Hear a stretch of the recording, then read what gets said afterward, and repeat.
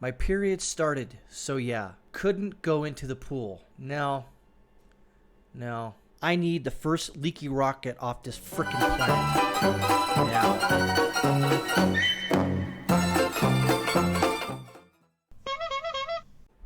So, here's the Google definition for menstruate. Verb. Of a woman. Discharge blood and other material from the lining of the uterus as part of the menstrual cycle. Understand that I've reported on this continually. This person still has a penis and testicles. Even if this person didn't have those and had the surgery, this person will never have a uterus. Regardless of how you want to talk about it, biology will always state no. Can't believe I'm going through this again. Now, before I continue, I want to preface this. I actually think that Jessica, if you will, is punking all of us and trying to get a reaction, and she did. But this reaction is too good not to, I guess, debunk, if you will. I've already debunked it with straight biology. Not straight, you get what I'm talking about. So this is from PJ Media. Biological male, keyword, key phrase, if you will. Jessica Yaniv can't go swimming because she forgot her tampons. By John Ellis. It says, Dear readers, be warned that you're going about to read will likely be deemed hate speech by the thought police. Indeed it will. Indeed it will, John. Google may very well deem me worthy of internet jail because I'm about to contradict the less orthodox teachings of sexuality and gender. Without further ado, here's a spiteful statement that will earn me the label of a bigot. Biological men cannot have periods and do not need tampons. Period. End of story. Did anyone born prior to this century ever think that statement would be necessary? I didn't.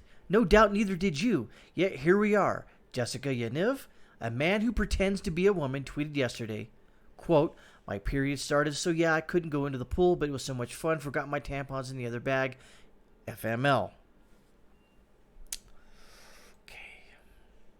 While the actor in me appreciates Jessica's commitment to the role, the husband and father watching whatever moral fabric our society has left being shredded to the point of only being useful to line a birdcage shudders at Yaniv's dangerous nonsense.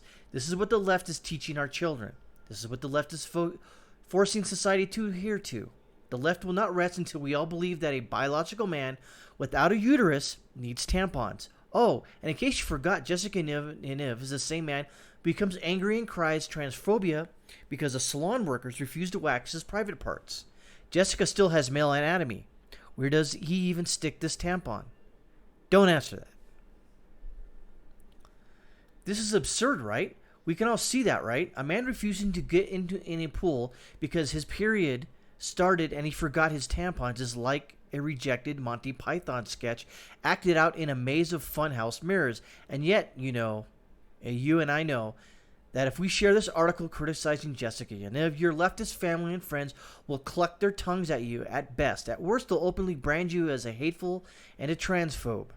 They'll report you to the thought police, and you'll run the risk of being banned from social media for daring to question the validity of a man claiming that he can't go swimming because he forgot his tampons, and also that he, or she, however you want to call it, has a uterus. Jessica will never ever have a uterus because biologically speaking, when he was born, and how she claims I don't even know where to go with this. This is so weird.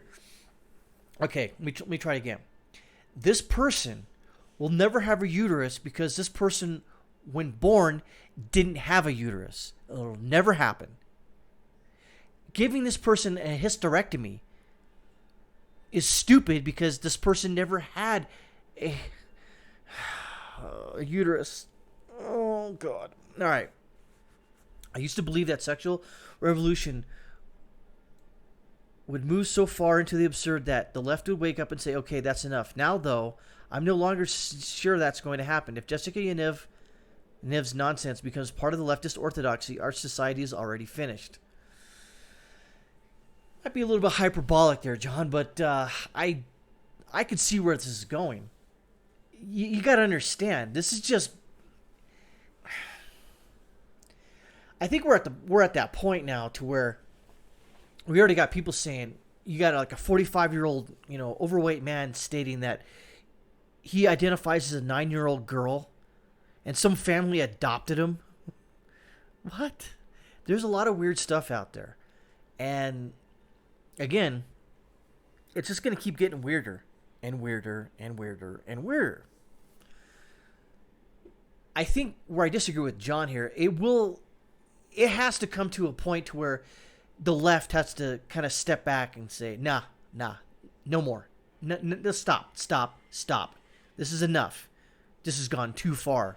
But they can't, or they'll be themselves be labeled as a racist, bigot, homophobe, transphobe. Racist, bigot, homophobe, transphobe.